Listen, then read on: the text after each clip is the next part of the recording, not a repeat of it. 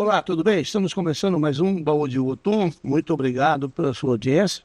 Toda semana nós temos um convidado aqui para nós relembrarmos a história de Votuporanga através da visão das suas famílias, né?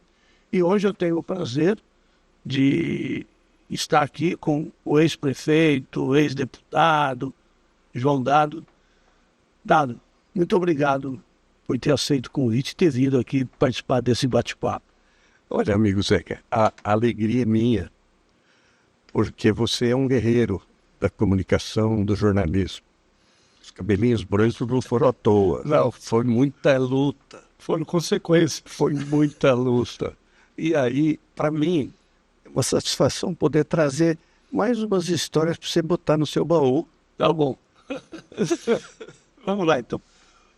Vamos começar falando do início. Como é que a sua família veio para Votuporanga? Só assim, quando, de onde e o que eles vieram fazer, os primeiros vieram fazer? Foi seu avô que veio primeiro, né? Foi. O meu avô, o Zeca, ele foi... João Gonçalves Leite. João Gonçalves Leite, foi prefeito de Cedral.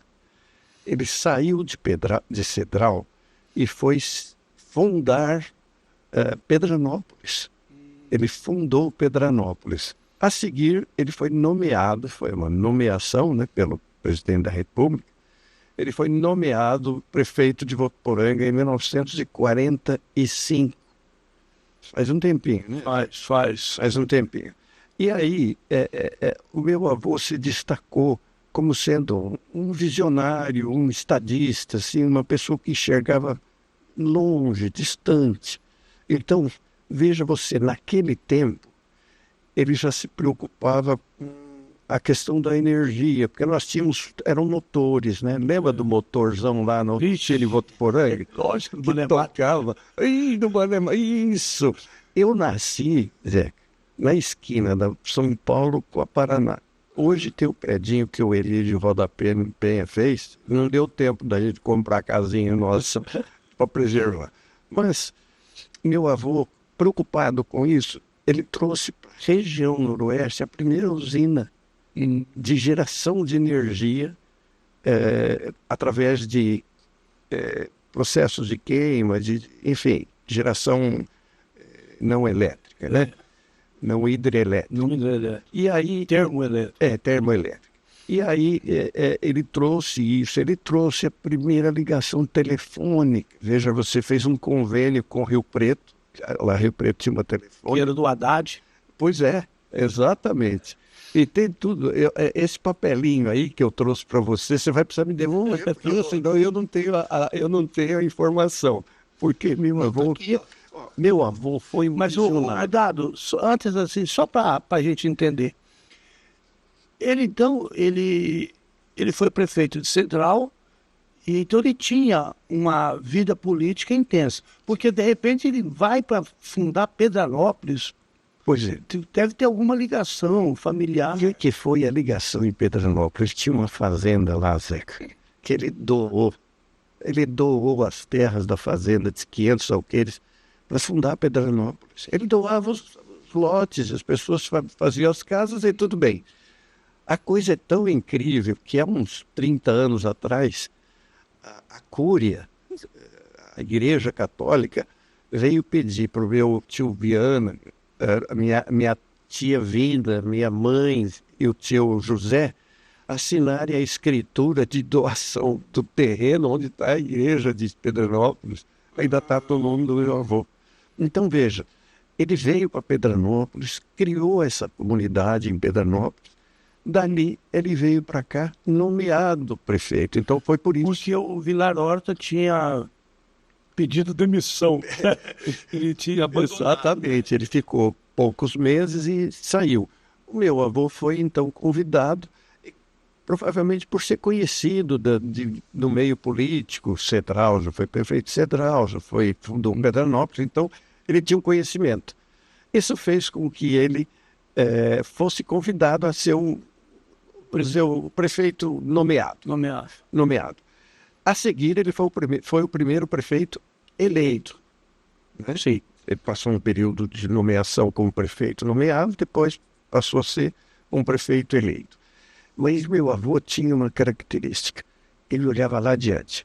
Por que Votuporanga tem essas 3 praças no centro? Bem, meu avô, ele, ele bolou um jardim que, na época, está aqui nesse papelinho aqui, foi considerado o melhor jardim do Noroeste Paulista. Era uma beleza o jardim. Tinha A da matriz. é uma atriz, mas é uma doidice. Quem faria 3 quadras inteiras de praça central, né? Depois se transformou na praça, a catedral e hoje concha acústica. Mas além da concha acústica, Zé, já teve a prefeitura. Eu fui a prefeitura. Onde foi o João Gonçalves Leite Ele que construiu e ela permaneceu de mais ou menos 8 anos, 9 anos, naquele local. Era a prefeitura embaixo, a Câmara em cima. E foi uma pena destruir aquele prédio, hein?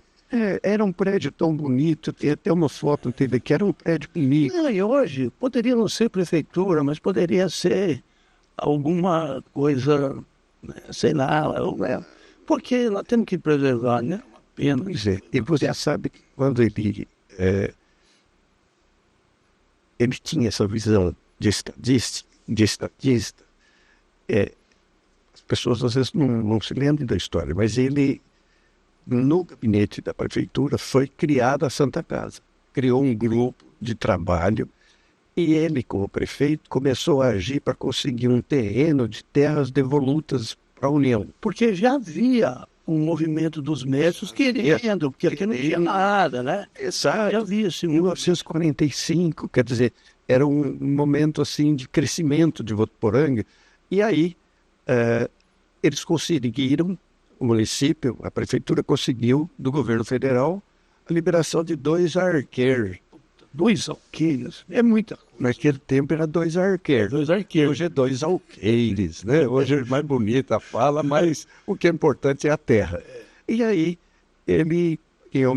os médicos, a sociedade de Votuporanga, em homenagem a ele, o constituiu como o primeiro provedor. Então, veja você, um homem que tinha primeiro ano de grupo.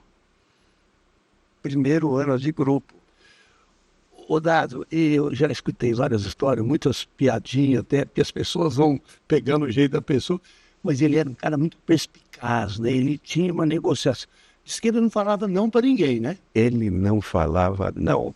Com os netos, às vezes, veja você como é que era. Meu avô ele persuadia a gente.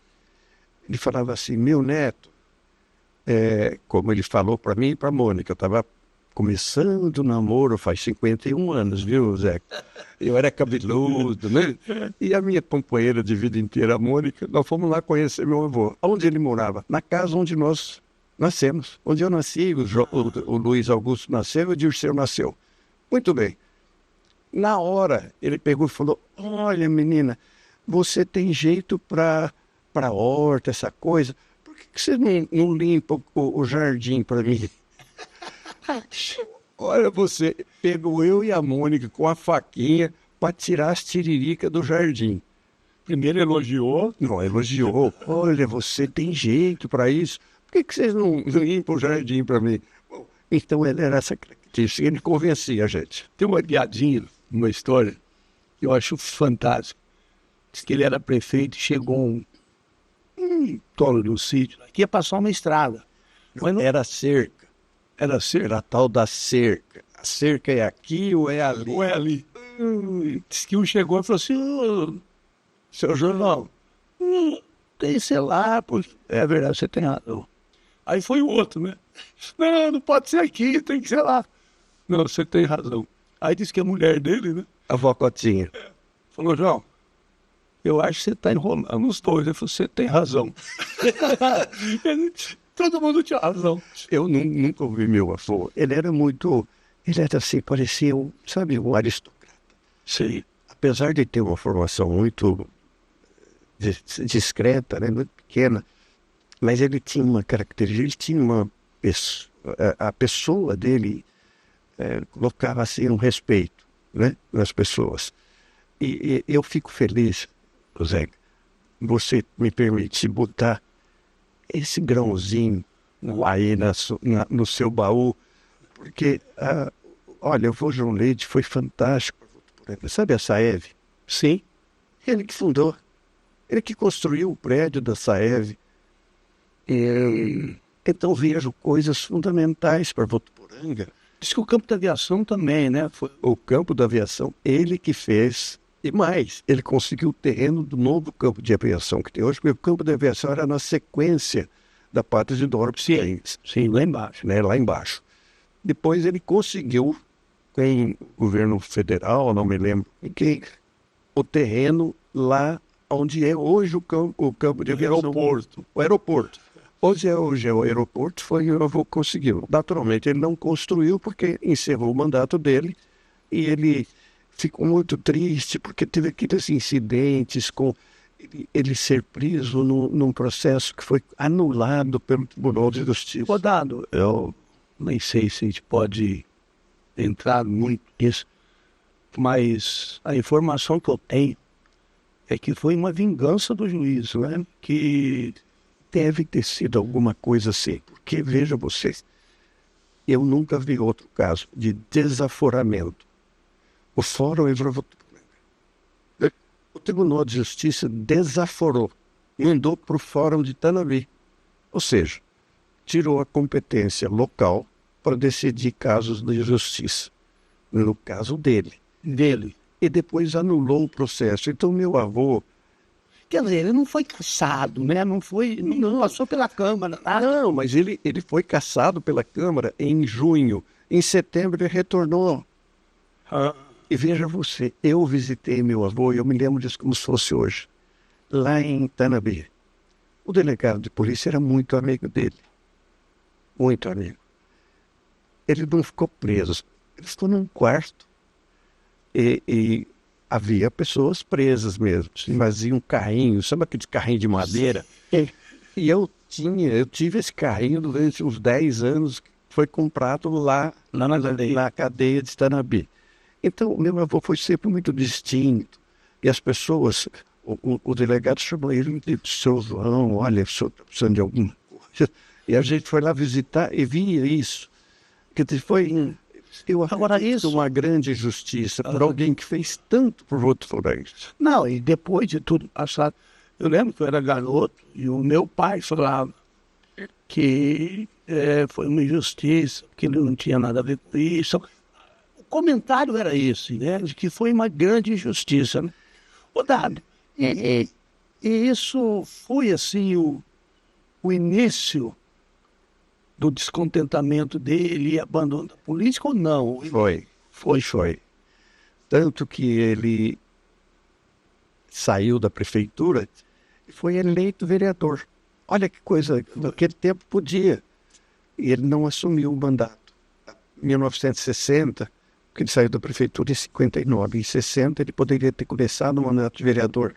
Ele abandonou tudo e foi para Rio Preto. Se mudou para Rio Preto. Quer dizer, eu acho que foi um baque, né? Foi, ele ficou muito triste com esses acontecimentos, porque ele era um homem simples, honesto. A porta da casa dos meus avós, que era ali na rua São Paulo, não sei se você se lembra, mas nós éramos todos vizinhos. Eram nós da esquina da Paraná com a São Paulo, o tio Paulo, Manchato Lopes, assim, depois vinha tio Viana Filho e a Zianinha. Aí vinha a Terezinha Pozobon, tio Pozo, depois vinha meu avô, que era ali no meio do quarteirão da rua São Paulo. A casa dele, eu não me lembro, nunca era fechada a porta, nem à noite. E a gente, a família, eu me lembro de ouvir assim, mas pai, fecha essa porta. Não, a porta da minha casa vai estar sempre aberta.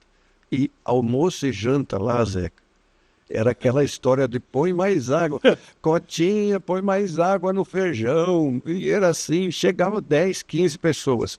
A minha avó teve 8 filhos. Eram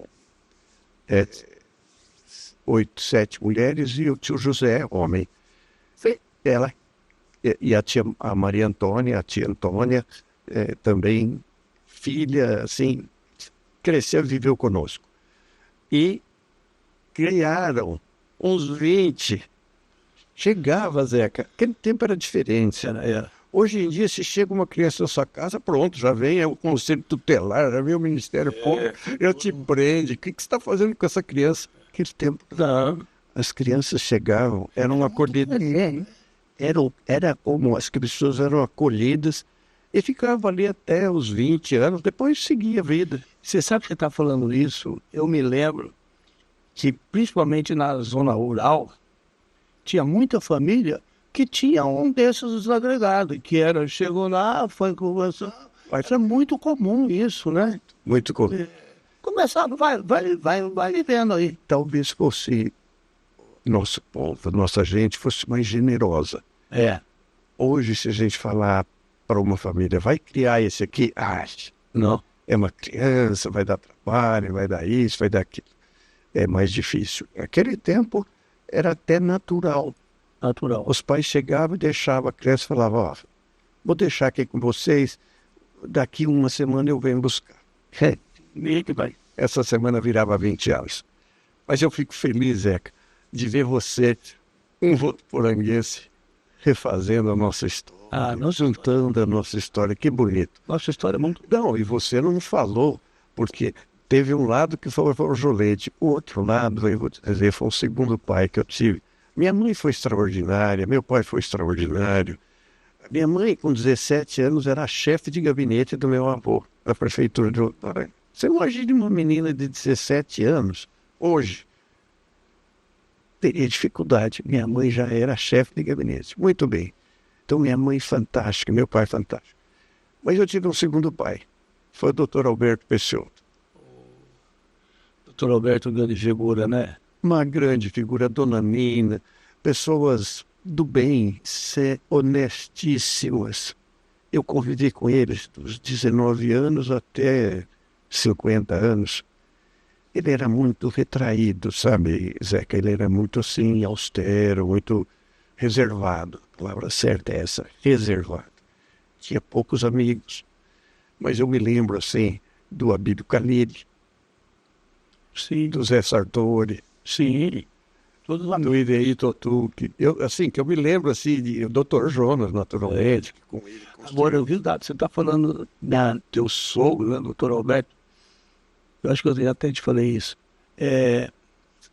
A gente era garoto, o nosso sonho era ir jogar bola naquele campinho da casa dele. Porque no campinho, pra gente, era uma coisa maravilhosa, né? E você sabe, Zé, quando o pessoal chamava a gente para ir jogar lá, nossa, meu sonho. O Gera, o doutor Jerônimo Figueiredo da Cunha, falava a mesma coisa. Falava, bom, na hora que ia jogar, ficava a molecada toda em cima do muro, esperando ele acordar. Tinha um soninho dele à tarde, ninguém podia jogar.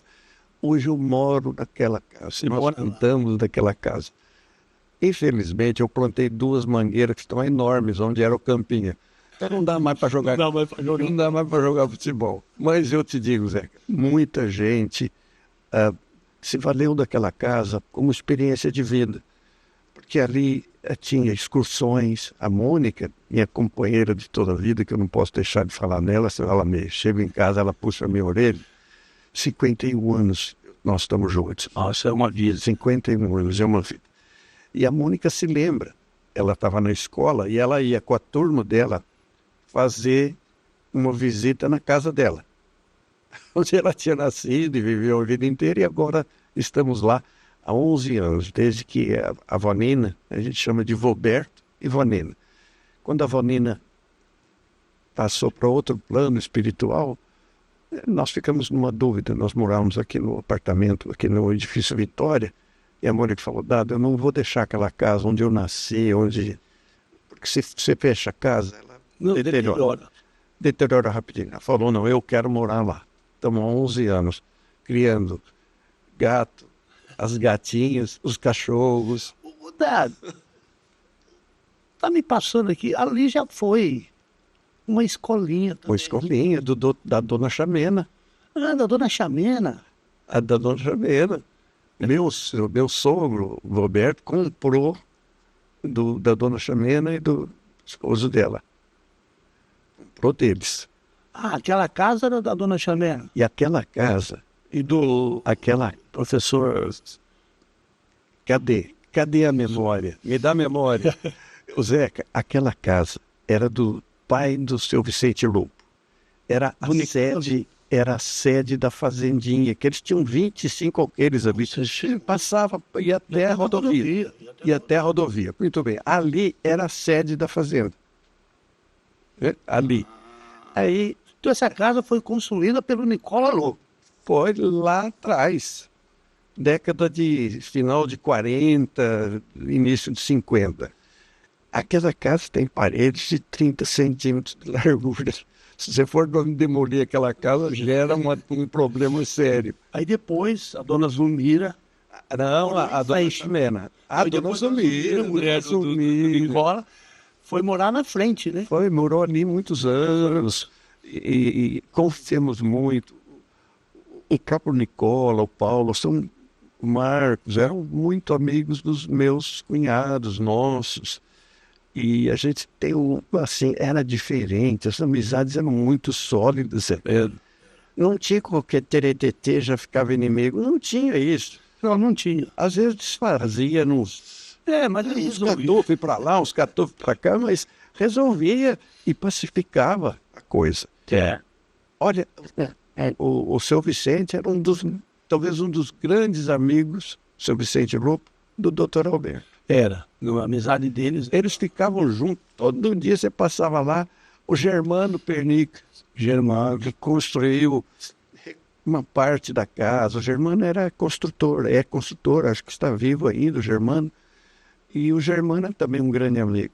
Enfim, a família Pecioto, eu acho que contribuiu muito para Votuporanga, porque quando eles vieram de São Paulo, na década de 50, o Dr. Alberto e o Dr. Jonas, vieram para o Hospital São Paulo, ali na rua São Paulo. Hoje é Unimed, foi até demolido.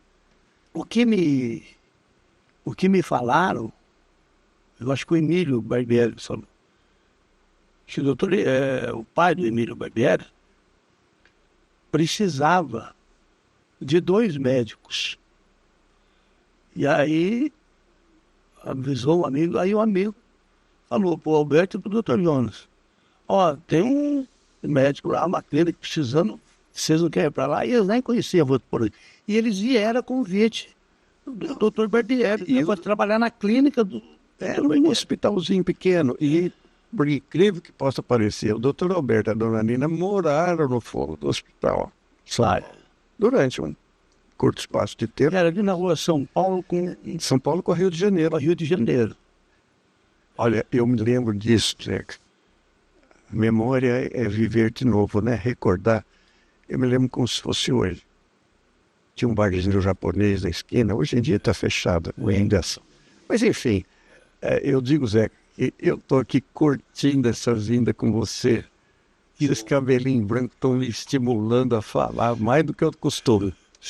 Dado, e você? Você nasceu em Votuporanga? Aí é outro caos. Nós morávamos ali na Paraná com São Paulo. Nasceu meu irmão mais velho, Dirceu, nasceu meu irmão Luiz Augusto. Eu estava para nascer. Estava assim na bica. Meus pais vão para Rio Preto. Chegou em Rio Preto, a bolsa estourou. E naquele tempo não é como hoje, você faz em 1 hora. Não, 5, 6 horas, e estrada de terra, de buraco, enfim, era um terror. E não compensava eles voltarem para eu nascer, que eu nasci na maternidade Santa Helena, em Rio Preto, numa madrugada. No outro dia, eu estava aqui em Votuporanga e fui registrado aqui no cartório, como é que é o nome daquele senhorzinho? Cartório de pessoas naturais. A gente vai lembrar, já a gente lembra. Depois a filha dele assumiu. Isso, eu fui registrado aqui em Votuporanga. Então, eu sou Votuporanga. Eu não sou Rio Preto, eu só nasci lá por uma coisa. Não, que nem eu nasci... Um acidente de percurso. Eu nasci em Américo de Campos, mas meu registro é Votuporanga, porque... Américo de Campos. Eita. E aí você nasceu aqui? Nasci aqui, ficamos até os 6 anos aqui, eu com 6 anos de idade. Aliás, minha primeira professora também passou para a vida espiritual há pouco tempo. A professora Aí, Nabuco? não, Mesete, Sa- coisa assim.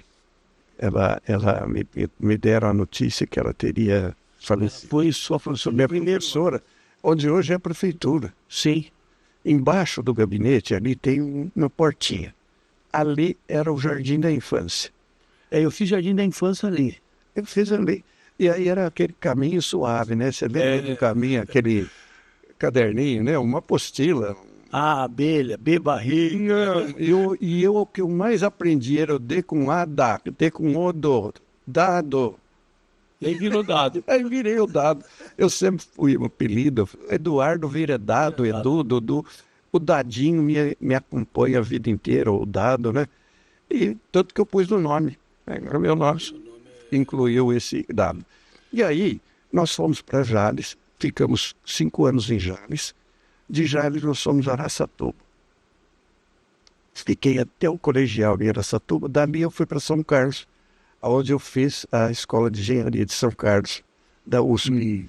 Me formei engenheiro, mas nesse meio tempo, a minha companheirinha me achou. A Mônica me achou. E me achou até graças ao Ney Vivo. Lembra-se do Ney Vivo? Uma figura. Uma figuraça.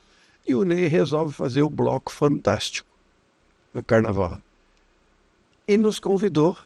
E o Ney era tão inteligente que ele também era de poucas posses. Nós, mais quebrado que arroz de quinta. Muito bem. O Ney faz uma fantasia que a gente mesmo faria fantasia. Ele comprou um tecido de cetim. Prata. Prata. E nós fomos fazer as fantasias. Quando eu fui fazer a fantasia, onde é que eu sento? Do lado da Mônica. Aí deu problema. Deu problema. Começamos a conversar. Então você participou do Bloco do Fantástico? Primeiro ano do Bloco Fantástico, 1974. Com a mulata dengosa na frente. Fefeu. Fefeu é grande figura. Preciso testemunhar isso. Você sabe que o Fefeu é um guia na minha vida. Ele é meio doidão. Mas eu tô lá fazendo engenharia. No quinto ano. Ele me fala, Dado, vamos fazer um concurso do Banco Central. Ele não fez, eu fiz, entrei no concurso, virei funcionário do Banco Central. Depois ele, vamos fazer concurso para fiscal. Ele não fez, eu fiz, entrei, virei fiscal. Ele me conduz. É um grande cara. É uma figuraça. É um grande cara.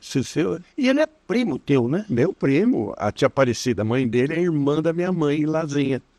São irmãs e nós convivemos a vida inteira. A vida inteira. Grande figura. O pai dele também foi um médico. Doutor Carlito, tio Carlito, né? Você vê que chamar de Carlito, um homem de 1,90 m e uns 150 quilos, era o tio Carlito. Eu não sei quem me contou uma história. Eu acho que tem um pouco de exagero. Diz que o doutor Miranda, meu tio Carlito, foi na padaria, não sei se padaria Progresso, não sei aonde.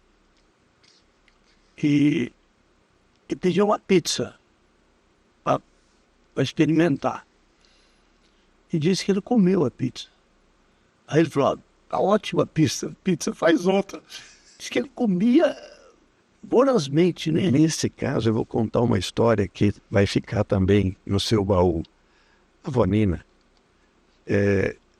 e o Roberto estavam lá no Hospital Santa Catarina. Chega o tio Carlito, na hora da janta. E ela ficou incomodada. Olha, o senhor, doutor Miranda, nós não temos nada para oferecer para o senhor, só ovos. Ele falou, não, pode, faz aí uma dúzia. Ele comeu os 12 ovos e eles dois ficaram assistindo. E a Vanina contava isso para a gente com alegria, falando assim, olha, que homem simpático, ele comeu os 12 ovos brincando com a gente, fazendo piada. Brincalhão. E foi um dos primeiros médicos. Ele fez parte daquele. Ele começou na Capira, né? Álvares Floresta, e depois veio para cá. Foi lá que o Fefeu nasceu, inclusive. Mas você sabe, o Zeca, você me dá uma oportunidade também de falar um pouquinho de termos deputado federal. Vou por aí. Nós passamos a história toda sem ter. Aí, e no ano de 1999, eu era suplente de deputado federal. 1900... Como é que você entrou, só para voltar, como é que você entrou nessa? Você era político? Não era, né? Nada.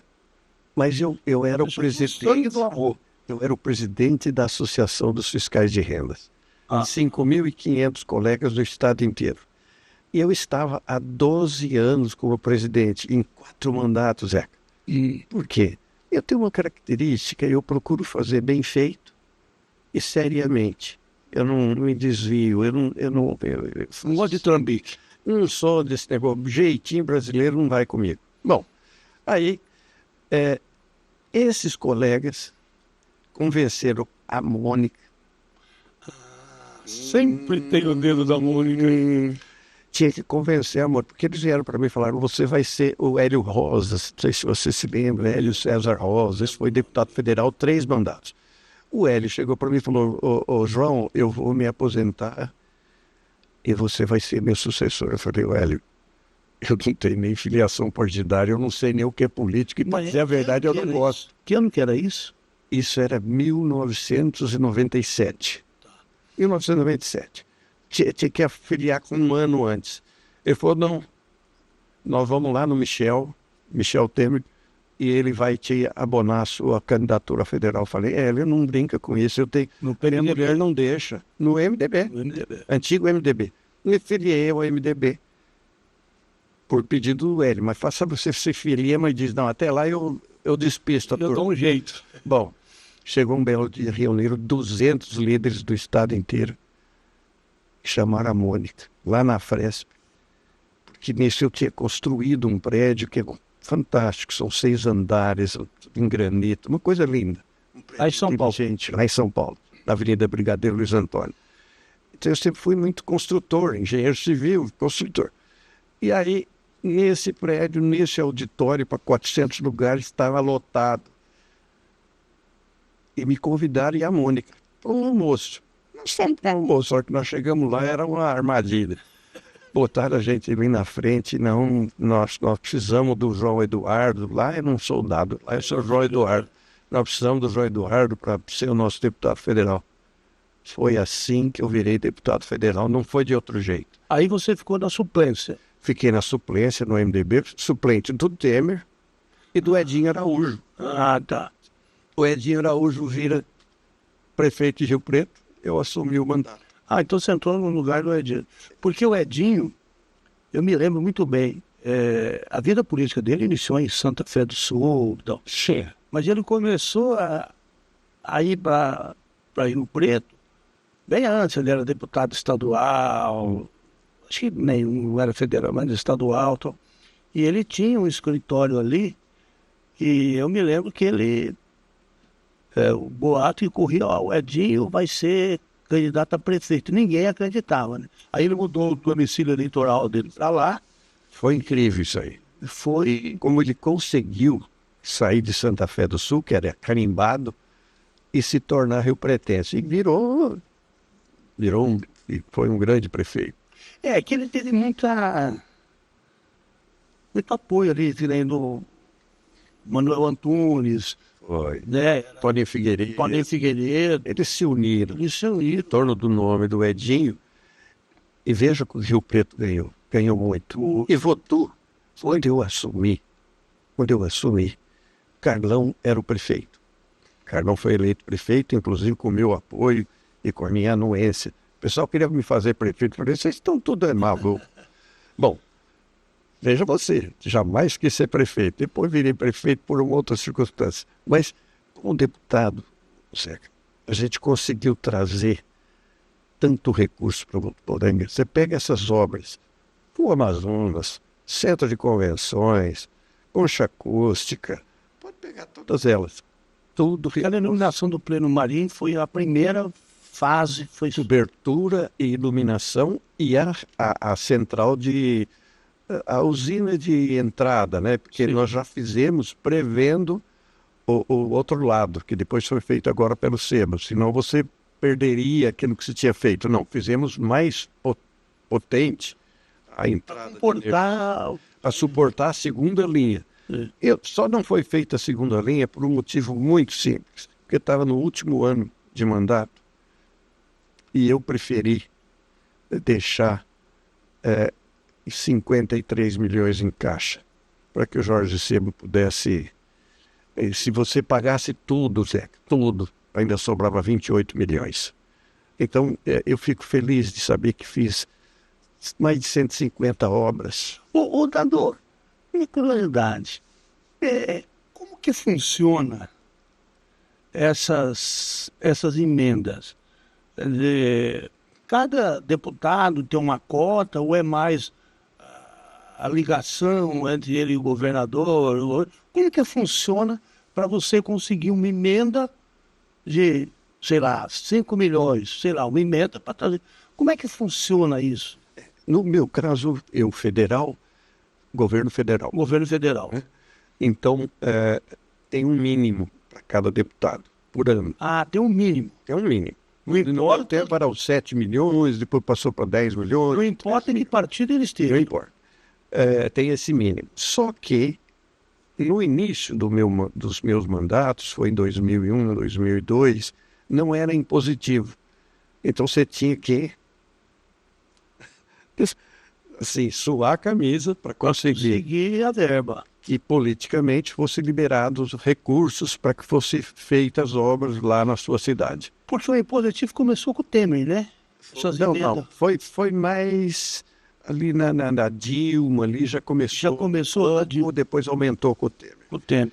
E aí, o que significam as emendas parlamentares? É importante explicar isso. Se elas não fossem mal utilizadas, elas são fantásticas. Porque veja você, Votuporanga, se não tivesse a Rua Amazonas, a Coxa Acústica, o Centro de Convenções, a Arena Marinho coberta, enfim, a Avenida Emílio Arroio Hernandes toda duplicada, tudo recurso federal. Então Votuporanga cresceu, né, em importância, em infraestrutura, em decorrência das emendas parlamentares. O problema é o homem.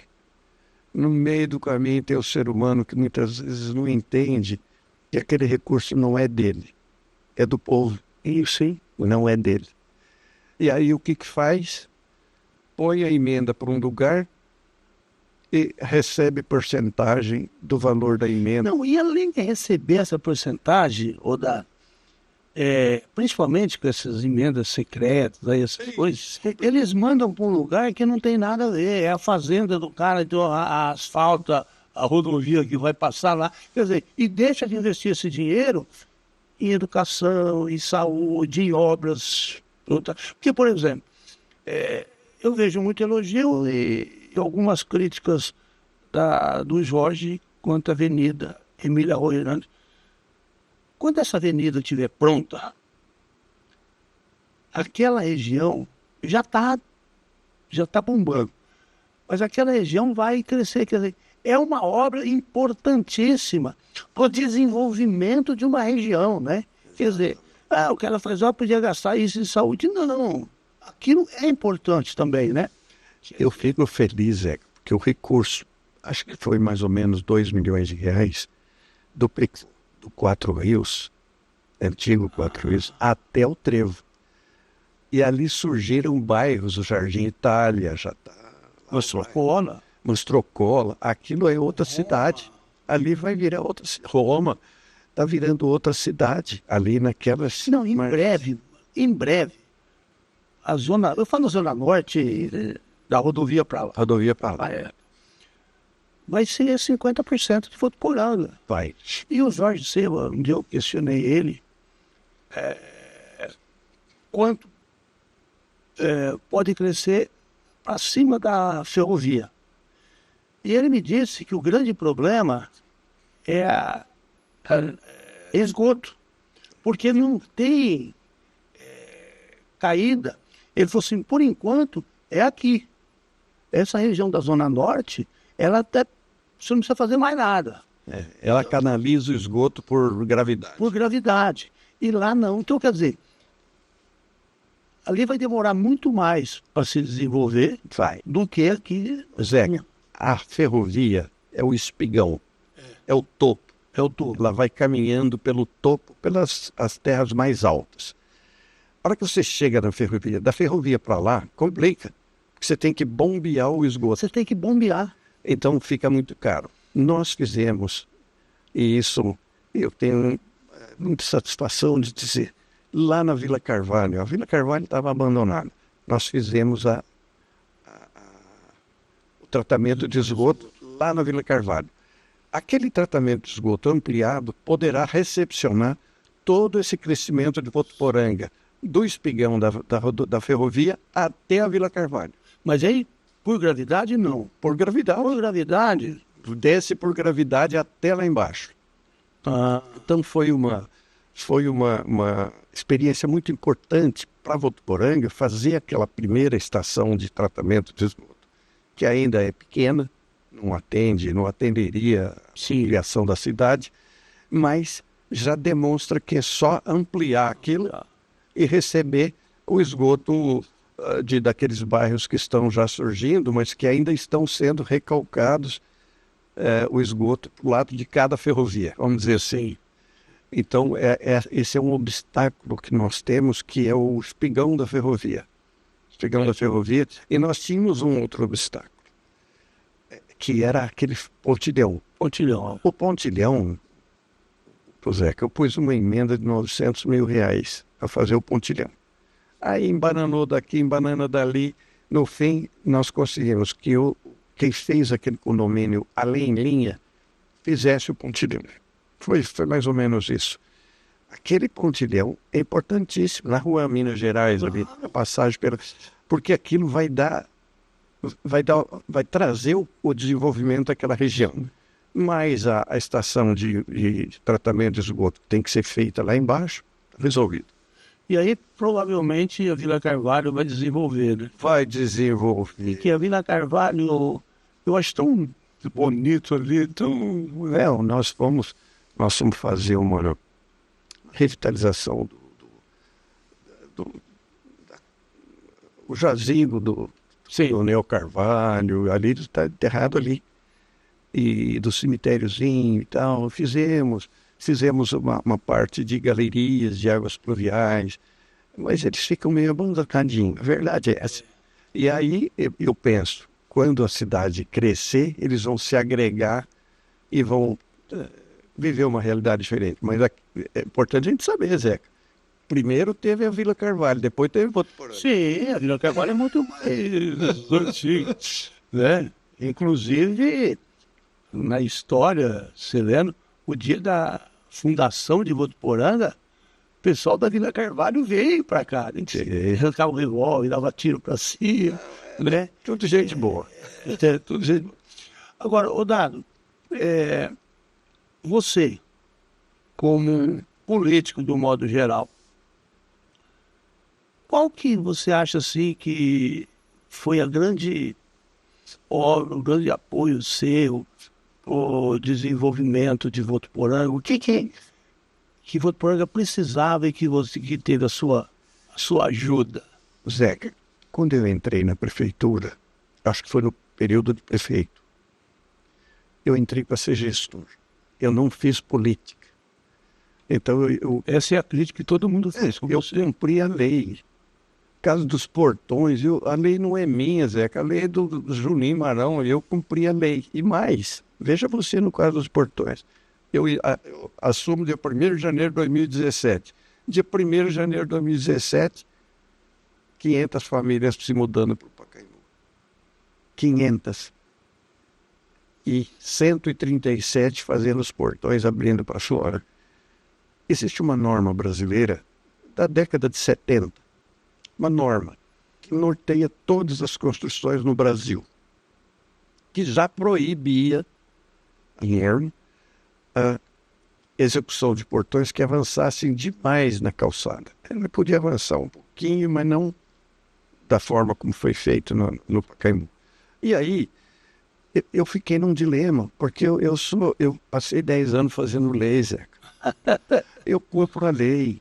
E aí eu pego a legislação, foi uma comissão deles lá, foram agressivos e tal, eu também dei umas trocadas neles. Enfim, hoje até me arrependo, não devia nem ter falado nada, mas querendo que eu revogasse a lei. Não, o senhor revoga essa lei. Eu falei, não é assim que funciona, tem uma norma brasileira que é prevalente sobre a lei municipal. Ela é brasileira, é Brasil inteiro. Muito bem. O que nós fizemos? Como havia uma situação de fato, 137 portões abrindo para fora, eu fui em São Paulo, falei com o vice-governador Márcio França, foi assim a história. Pedi a ele que me liberasse uma verba do Banco do Povo, porque nós tínhamos o Banco do Povo aqui naquele centro empresarial que nós criamos, que é ali na Sergipe, ali, Sergipe com uma outra. Muito bem. Fui ao vice-governador, ele falou, pode deixar, porque o Márcio França foi deputado comigo 8 anos. Sim, meu amigo. Aí ele falou, pode deixar que eu vou liberar uma verba. Liberou R$400 mil. Eu fui nos serralheiros, porque quem fez não foi serralheiro de Votuporanga, eles sabiam que não podia fazer. Foi de Fernandópolis. Tem a Vila Pereira dando trabalho para nós. Mas enfim, aí eu fui nos serralheiros, quanto custa para reverter? Entre 700 e R$1.000. Para aquele pessoal seria muito. Nós conseguimos, através desses R$400 mil, oferecer um financiamento para eles fazerem a obra de R$1.000. Que você tem com que vir de para fora e para dentro. E para dentro. É perfeitamente possível fazer. E era viável. Viável. Eles tirariam R$1.000 no Banco do Povo e iam pagar em 36 vezes sem juros. Não dava R$30 por mês. Ou seja, nós criamos todas as condições. E foi bem aceito isso? Fizeram ou não? Alguns fizeram, uma boa parte reverteu por conta própria, uma parte ainda resistiu, mas eu sou odiado por isso e eu não compreendo, a lei não era minha, eu ajudei a conseguir financiamento, recursos sempre. Pô, cara, agora cá entre nós, o prefeito tem que fazer muita vista grossa, não tem? Para continuar, para se reeleger. Esse é o problema, Zeca. Eu fui um gestor, porque eu peguei uma dívida grande na prefeitura. R$50 milhões. E isso fez com que eu tivesse assim, sabe, igual em casa. Você segura a carteira. Você segura a carteira. Eu tive que fazer isso. Eu segurei a carteira. Tinha 36 obras paradas. Sim. Ao longo de 4 anos eu terminei 34. Então, veja, eu cumpri meu dever de homem público. Eu incluí obras do governo do Júnior Maurão com todo respeito, com toda consideração. Não só o Júnior Maurão, mas a população. Sim. Muito bem. Eu fiz um governo austero, tão austero, que ao final do governo tinha 53 milhões em caixa. E tinham 150 e tantas obras feitas. Então, eu sei que essa foi a missão, essa foi a minha missão em Votuporanga. Foi com a minha capacidade de trabalho, mas vou dizer, viu, Zeca? Caiu uns fiozinhos de cabelo, era das 7h15 às 8 da noite. O Cezinha sabe, o Cezinha Camargo. Nossa, a mãe fala, não vamos morrer de trabalhar aqui. Eu falo, não. Você sabe que é assim? Edinho Araújo. O Edinho, eu tenho um grande amigo que é assessor dele e tal. Um dia ele estava de licença, porque ele tinha machucado a mão. A gente estava no shopping conversando. Tem que ir embora. Isso era quase 10 horas da noite. Tem que visitar 2 famílias. Olha. O Edinho diz que o Edinho acorda de madrugada, 4 horas da manhã, e anda pela cidade para ver o problema, soluções, tal. Então, quer dizer, é muito homem público, praticamente dedica a sua vida. A Mônica aceitou um mandato de prefeito. E basta, enfim, ficamos por aí. E a nossa convivência é tão feliz, tão amorosa. Eu não vou brigar com a Mônica, eu já cumpri minha tarefa, viu, Zeca? Verdade. Nós sempre já está terminando. Televisão tem tempo, né? A gente não pode extrapolar. Eu agradeço demais a sua presença. Você quer colocar mais alguma coisa para a gente encerrar? Eu quero te agradecer. Muito obrigado. Zeca, você me prestou assim um favor que eu levo no coração.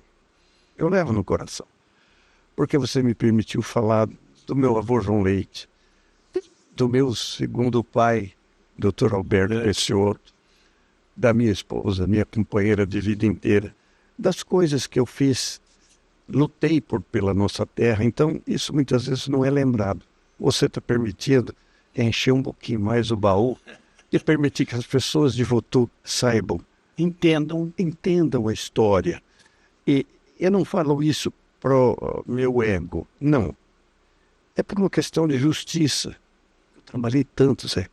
Fiz tanto. Lutei por Votuporanga. E quem trabalhou comigo na prefeitura sabe disso. Nós éramos uma equipe, toda semana reunia para ver as obras. Como é que estava o andamento dessa, daquela. Era uma coisa assim até meio um pouquinho rigorosa, né? Mas por causa da austeridade necessária e suficiente. E para encerrar, Zé. Não, pelo menos agora, dá só um parente, está sobrando tempo de você cuidar das tuas moedinhas. Né? Rapaz, eu estou cuidando de moeda, estou tocando violão, ó os dedos, ó. Unha grande e unha pequena, mas eu levo para a minha vida, para a minha história, uma alegria. Nós fomos considerados por 3 anos seguidos a melhor governança municipal do Brasil. Isso não é pouco. Não. A nossa equipe, nossos servidores públicos estão de parabéns. Eu apenas coordenava. Coordenava os trabalhos, era meio chato, cobrava daqui e dali, mas nós tivemos uma equipe que realizou muito, muito em prol da população de Votuporanga. Isso me deixa com a alma livre, leve e solta para tocar meu violão. Dado, muito obrigado. Eu que agradeço, amigo.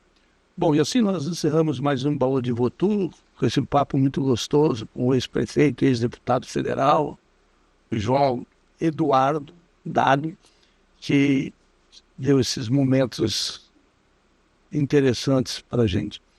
Eu agradeço a sua audiência e a semana que vem nós teremos mais um Baú de Votu. Até lá.